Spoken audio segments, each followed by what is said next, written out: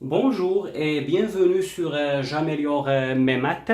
Dans cette vidéo, nous allons expliquer les éléments du cours que vous voyez en face tout en présentant des exemples qui illustrent bien ces choses-là.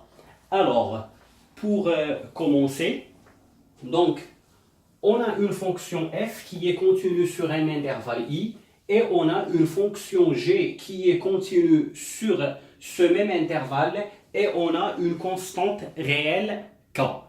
D'accord? Donc voilà. La fonction qui est la somme de f et g est contenue sur i. Donc la première chose, c'est que si j'ai deux fonctions f et g, toutes les deux continuent sur un intervalle i, alors la fonction qui est la somme de ces deux fonctions-là, f et g, est continue sur i. Voilà. Il en est de même pour le produit, donc toujours dans les mêmes données, f et g continuent sur i, alors la fonction qui est le produit de f par g, f fois g, est continue sur i.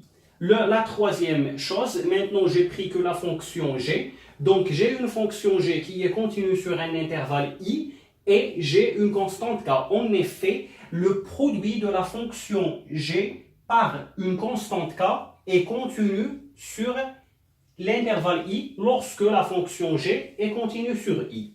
D'accord? Le quatrième élément, donc nous sommes toujours dans le cas de f continue sur un intervalle i, mais là on va parler de l'inverse de la fonction f. Alors, si on est sur un intervalle où une fonction f est à la fois continue et qui est toujours différente de 0 sur cet intervalle-là, alors dans ce cas-là, la fonction qui est l'inverse de f, elle aussi, elle est continue sur i. Donc attention, là, ce qui est nouveau dans ce quatrième élément par rapport aux trois premiers, c'est que lorsque f elle est au dénominateur, donc je fais attention au fait qu'elle doit être différente de 0. Et le dernier point, c'est que maintenant, bon, j'ai la fonction g, toujours, bon, je suis dans ces données-là, j'ai la fonction g qui est continue sur mon intervalle i, et bien sûr, j'ai la fonction f qui est continue sur i. Donc, si en plus de ça, g est différente de 0 sur cet intervalle i, alors le quotient de f et g, f sur g, la fonction f sur g est continue sur i. Donc, en gros, ce qu'il faudrait retenir, c'est que lorsque j'ai deux fonctions continues sur un intervalle i et que j'ai leur quotient, je dois faire attention aussi au fait que la fonction qui est au dénominateur doit être différente de 0 sur cet intervalle où je cherche à montrer que le quotient f sur g est continu. D'accord?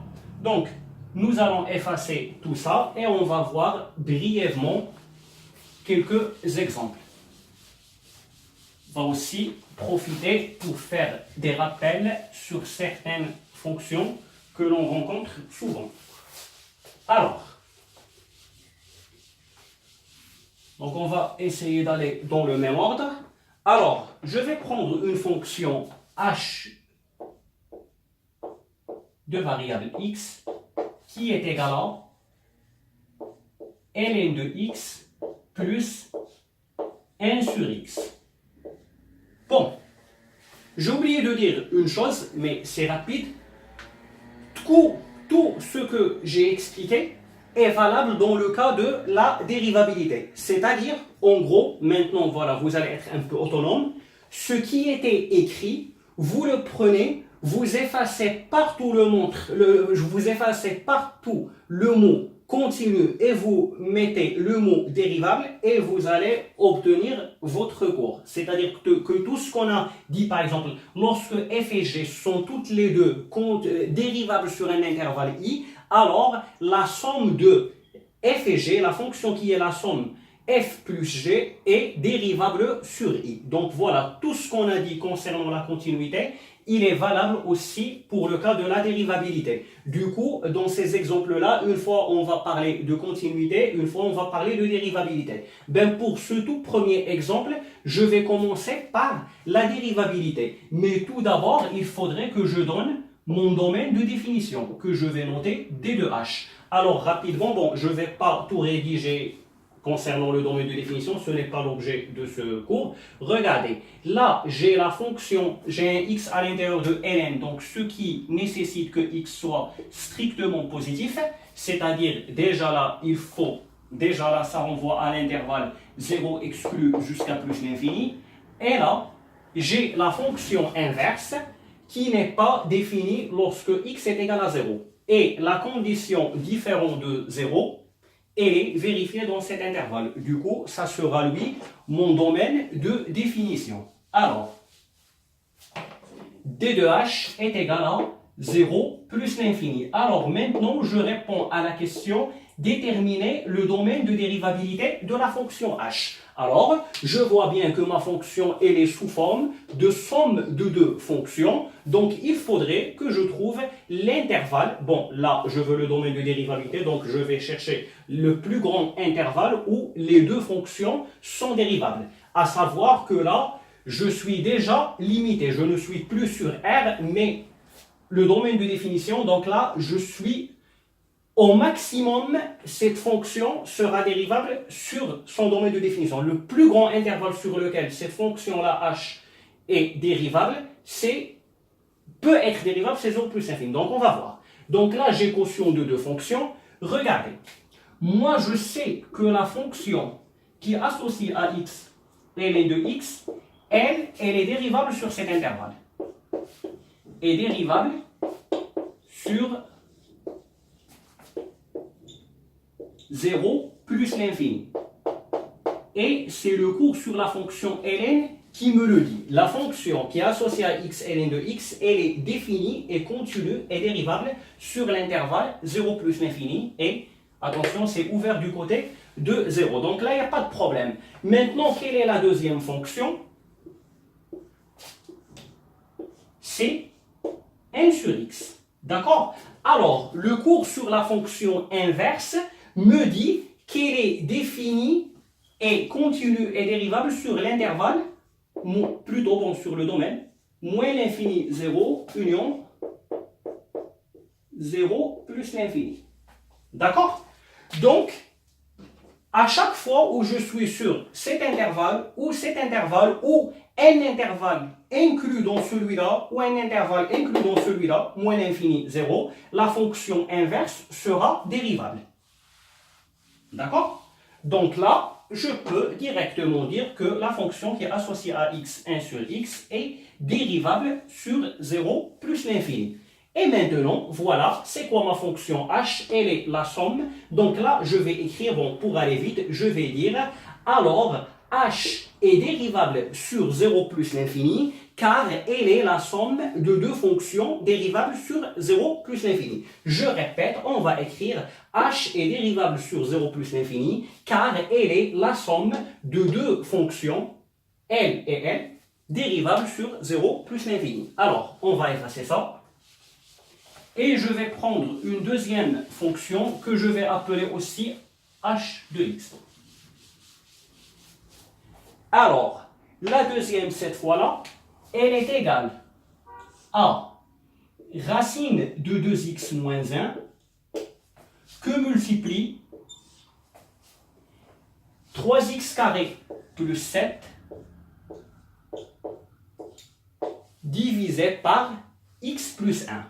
Alors, j'ai une fonction, si vous voulez, qui est sous forme de produit de deux fonctions. Celle-là et celle-là. Parfait. D'accord. Commençons par le domaine de définition, toujours. Bon, cette fois-là, je cherche à déterminer, si vous voulez, le domaine de dérivabilité. Bon, là, on va faire plutôt le domaine de continuité. Parfait. Donc là, je vois que j'ai produit de deux fonctions. La toute première chose, c'est de déterminer le domaine de définition. Alors, regardez, c'est simple. Là, il faut que le x plus 1 soit... Donc là, ce x plus 1 doit être différent de 0. D'accord? C'est la seule contrainte pour la deuxième fonction. Et pour la première, il faut que 2x moins 1 soit supérieur ou égal à 0. C'est ça la condition pour que cette fonction-là soit définie. Parfait. Alors, regardez, elle va me donner rapidement x différent de moins 1, et elle va me donner x supérieur ou égal à 1 demi. Et rapidement, donc là, le domaine de définition, bon, dans un exercice à rendre, il faudrait détailler les choses. Moi, je vous donne quelques éléments. Alors, le domaine de définition sera 1 sur 2 plus l'infini. C'est un intervalle où cette contrainte est vérifiée et aussi la contrainte x différent de moins 1, parce que si x est supérieur ou égal à 1 demi, jamais il sera égal à moins 1. D'accord? Et voilà mon domaine de définition. Et maintenant, je cherche à déterminer le domaine de continuité. Parfait. Donc, OK, nous sommes sur cet intervalle-là. Bien, regardez. Cette fonction-là, elle est plus cool. Ça, c'est une fonction rationnelle. Normalement, elle est définie, bon, elle est définie lorsque le dénominateur est différent de 0. Elle est continue et dérivable sur son domaine de définition. Du coup, elle ne pose pas problème. Je suis déjà sur un intervalle où elle est définie. C'est-à-dire que cette fonction-là, je vais la laisser en second lieu. Et je vais commencer par elle. Regardez, là, vous avez racine de u. Vous avez la fonction 2x moins 1 qui est à l'intérieur d'une racine. Alors, regardez.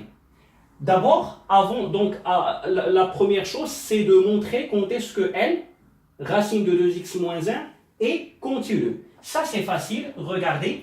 Racine de u, rapidement, lorsque vous avez une fonction u à l'intérieur d'une racine, cette fonction-là est continue lorsque j'ai u continu, d'abord, u continu et u supérieur ou égal à 0. Je parle bien de la continuité.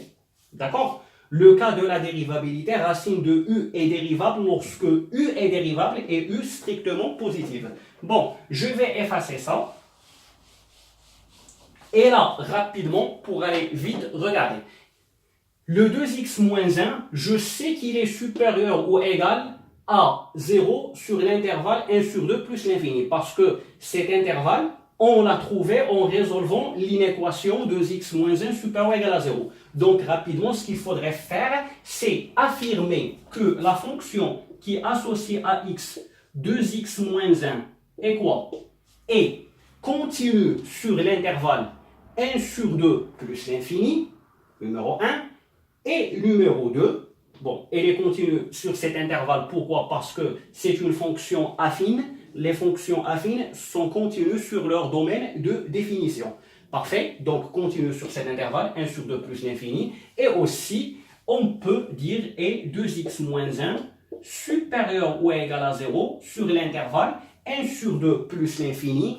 Ainsi, bon, moi, je vais écrire ça directement, mais je répète, si jamais vous devez rédiger ça, il faudrait préciser ça. Moi, ici, je cherche à illustrer, à appliquer les rappels de cours qu'on avait. Donc là, cette fonction-là, elle est continue sur 1 sur 2 plus l'infini. Parfait. Et l'autre fonction, celle qui associe à x 3x carré plus 7 sur x plus 1, elle aussi, elle est continue sur 1 sur 2 plus l'infini. Vous pouvez dire, car une fonction rationnelle est continue sur tout intervalle inclus dans son domaine de définition. Et du coup, maintenant, j'ai montré que les deux fonctions sont continues sur 1 sur 2 plus l'infini, et par conséquent, leur produit, donc vous allez dire h, est continue sur 1 demi plus l'infini, car elle est le produit de deux fonctions continues sur l'intervalle 1 sur 2 plus l'infini. On va effacer tout ça. Et là, on va poser une troisième fonction. Celle-là, elle sera rapide. Bon, on peut l'appeler, si vous voulez, g de x.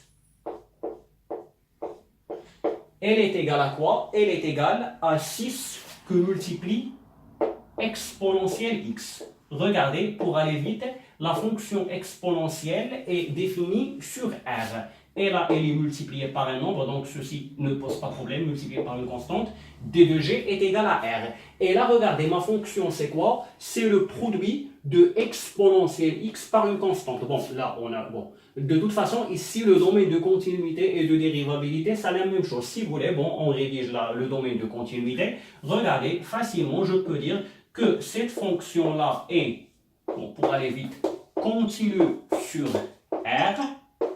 C'est la fonction exponentielle. Le cours sur exponentielle me dit qu'elle est continue sur r.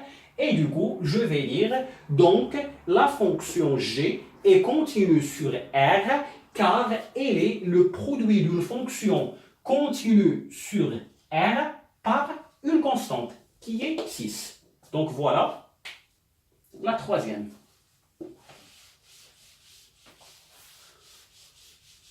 Prenons rapidement une quatrième fonction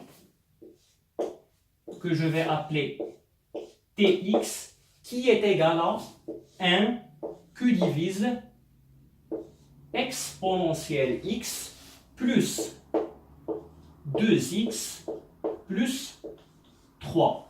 Parfait. Alors, maintenant, regardez, je réponds à la question montrer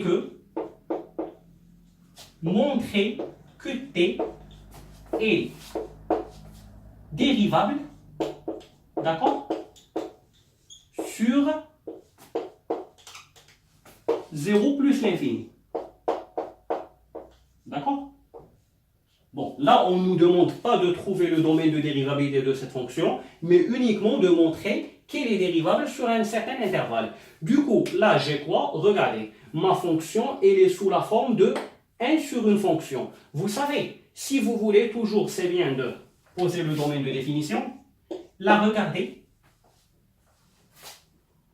la fonction là, elle est, si vous voulez, bon, pardon, ce n'est pas qu'on va faire le domaine de définition, mais on va plutôt dire que la fonction, en fait, cette fonction t, elle existe sur cet intervalle 0 plus l'infini. C'est tout. Elle est définie sur cet intervalle. Je ne donne pas tout le domaine de dérivabilité, mais je peux dire qu'elle existe sur 0 plus l'infini pour la simple raison que lorsque x, regardez, est plus grand que 0, est-ce que vous êtes d'accord que, alors, quand x est plus grand que 0, le 2x plus 1, bon, je peux affirmer facilement qu'il est le 2x, pardon, plus 3. Le 2x plus 3, il est comment? Il est positif. Parfait.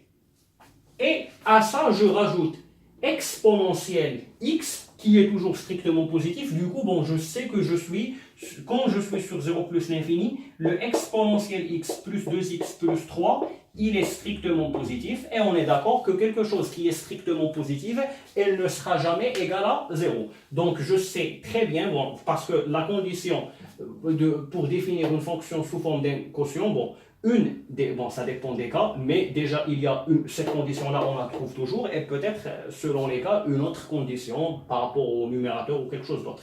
Donc là, la condition, c'est que le dénominateur doit être différent de 0, et cette condition, elle est vérifiée sur l'intervalle 0 plus l'infini. Donc, là, qu'est-ce qu'on a dit? Quand on a 1 sur une fonction, donc, il faudrait montrer que la fonction est dérivable sur... Bon, là, on travaille sur cet intervalle. Il faudrait montrer que cette fonction-là, elle est dérivable sur cet intervalle et qu'elle est différente de 0 sur cet intervalle. Bon, comment montrer qu'elle est dérivable? C'est très facile. Je peux facilement dire que ça, donc ça, est dérivable sur 0 plus l'infini. Pourquoi? Car la fonction exponentielle, si vous voulez, elle est toujours dérivable sur son domaine de définition. Donc là, on travaille sur 0 plus l'infini, il n'y a pas de problème. Exponentielle x est dérivable dedans. Alors là, quelle est la deuxième chose? Donc là, cette fonction au dénominateur, je peux la voir comme étant la somme de exponentielle x et d'une fonction affine. La fonction qui associe à x 2x plus 3 est dérivable sur 0 plus l'infini. Pourquoi? Car une fonction affine est dérivable sur tout intervalle inclus dans son domaine de définition. Donc là, il n'y a pas de problème. Et je vais dire que la fonction qui est associée à x, exponentielle x plus 2x plus 3, je peux dire qu'elle est dérivable sur 0 plus l'infini. Pourquoi? Car elle est la somme de deux fonctions, L et L, dérivables sur 0 plus l'infini. Et il me reste quoi? Je précise, bon, en faisant, si vous voulez, ce que j'ai montré tout à l'heure, que exponentielle x plus 2x plus 3 différente de 0 sur cet intervalle 0 plus l'infini. Alors, maintenant, je suis en train d'appliquer le quatrième rappel que j'ai expliqué. Bon, je vais effacer tout ça, juste pour qu'on reste concentré sur les deux éléments que j'ai à la fin. Alors, regardons, qu'est-ce qu'on a? On a la fonction exponentielle x plus 2x plus 3, elle est, dérivable sur 0 plus l'infini, et en plus de ça, voilà, dérivable sur 0 plus l'infini, et en plus de ça, elle est différente de 0 sur 0 plus l'infini, ainsi la fonction t, qui est l'inverse de cette fonction-là, exponentielle x plus 2x plus 3, sera dérivable sur 0 plus l'infini. Je suis en train d'appliquer le quatrième rappel de notre fiche de départ. Alors, la dernière fonction est la suivante. h de x est égal à quoi? À 3x plus 1 que divise ln de x. Alors, rapidement, quel est le domaine de définition de cette fonction? D'abord, j'ai x à l'intérieur de ln, donc il faut que x soit strictement positif. Et en plus de ça, j'ai ln de x au dénominateur, c'est-à-dire il faut que ln de x soit différent de 0, ce qui est équivalent à x différent de 1. Donc pour que ln de x ne s'annule pas, il ne faut pas que x prenne la valeur 1. D'accord, le domaine de définition, donc je dois être plus grand que 0 et en même temps différent de 1. Donc je vais de 0 jusqu'à plus l'infini en sautant le 1. Donc là, j'ouvre l'intervalle ici et ici. D'accord? Ça, c'est le domaine de définition. Et là, si vous voulez, je réponds à la question, donner le domaine de dérivabilité de cette fonction. Donc là, c'est très facile. La fonction ln, son cours me dit qu'elle est dérivable lorsque, bon, ce qui est à l'intérieur de ln, bon là j'ai ln de x, donc lorsque x est strictement positif, et cette condition est vérifiée dans les deux intervalles. Donc je peux affirmer facilement que ln de x, elle est quoi? Elle est dérivable sur cette réunion d'intervalles. Et le 3x plus 1, comme c'est une fonction affine, bon, polynôme de degré 1, il est quoi? Lui aussi, il est dérivable sur tout intervalle inclus dans son domaine de définition. Donc là, je vais écrire la fonction qui associe à x 3x plus 1 est dérivable sur, et là, si vous voulez, au lieu d'écrire cet intervalle, cette réunion d'intervalles, je peux lire sur dh. Pourquoi? D'accord, donc là, cette fonction-là, elle est dérivable sur dh. Pourquoi? Car, si vous voulez, une fonction affine est dérivable sur tout intervalle inclus dans son domaine de définition. Et là, je rajoute la fonction qui est associée à x, ln de x, est dérivable sur cet intervalle d2h. D'accord? On a expliqué pourquoi. Et de plus, attention, lorsque j'ai le quotient de deux fonctions, il faudrait que je rajoute aussi la condition. Et on a la condition, le dénominateur différent de 0. Et on a ln de x différent de 0 sur cet intervalle-là, sur d2h tout court, sur d2h, et du coup, je peux conclure que la fonction h est dérivable sur ce domaine, car elle est le quotient de deux fonctions dérivables sur ce domaine. Voilà, j'espère que c'était clair pour vous. À la prochaine, au revoir.